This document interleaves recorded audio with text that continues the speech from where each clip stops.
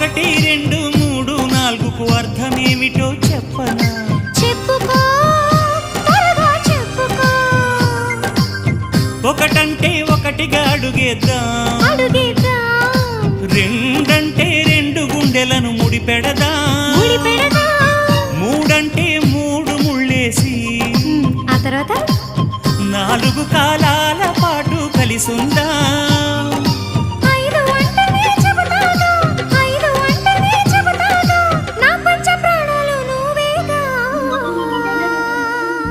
అమ్మావు ఇల్లు ఈగ చదివానాడు, ప్రేమ వలపు మనసు మమత చదివాయినాడు. ఇంకా ఏదో చదవాలంటూ పెదవి కోరుతోంది. భలేగా కొత్త చదువు చదువు, ఇలా నా ముద్దు కవిత చదువు, చెలి మురిపాల కథలు చదువు.